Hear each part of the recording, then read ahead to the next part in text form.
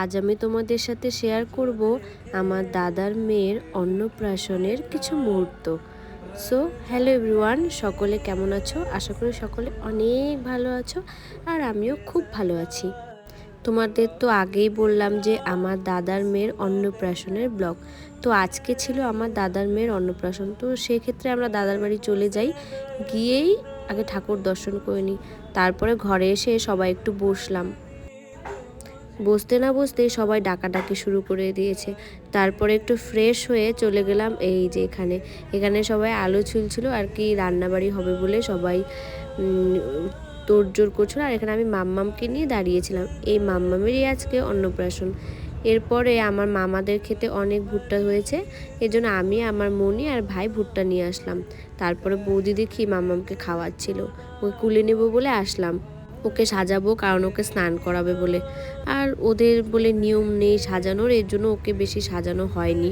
ওই একটা গামছা পরিয়ে আর মাথায় একটু মানে লাল গোলাপ ফুল দিয়ে সাজানো হয়েছিল। আর এখানে দাদাগুলো বেলুন ফোলাচ্ছিল, কারণ বেলুন সামনে মানে প্যান্ডেল করেছে সেইখানে লাগাবে। এখানে গুরুদেব আগে মুখে ভাত করাচ্ছিল, তারপরে ওর মামা ওকে মুখে ভাত করাবে। এখানে সবাই মন্ত্র নিচ্ছিল, কারণ আমার মনি তারপরে ওই দাদা, যে দাদার বিয়ে হয়েছে ওই দাদা, ওরা মন্ত্র নেয়নি, এর জন্য মন্ত্র নিচ্ছিল আর কি।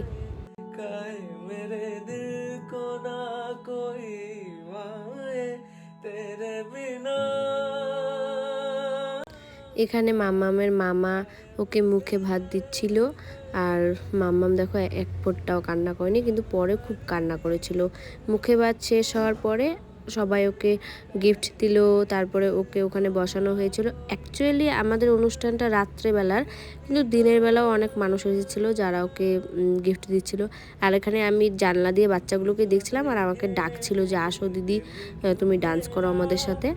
আর আমার একটা ভাই ও এখানে খাচ্ছিল, ও খুব ভালো জানো, খুব ভালো। আর এখানে এসে আমরা ওর সাথে একটু মজা করছিলাম যে কত খাইস আর খাইস না, এরকম একটা মজা করছিলাম। তারপরে ওকে জল খাইয়ে দিল আর কি, খুব মজা করছিলাম। তারপরে রাত্রে আসার আগে একটু আমার দিদাকে নিয়ে দাদা ওরা ডান্স করছিল, ওরা আমাদের আসতেই দিবে না, খুব জোর জবরদস্তি করছিল। তারপরে কি নাচানাচি করে আজকের জন্য ব্লগটা এতটুকুই। কেমন লাগলো তোমরা কিন্তু অবশ্যই কমেন্ট করে জানিও। আর আজকের জন্য টাটা, ভালো থেকো সবাই, সুস্থ থেকো।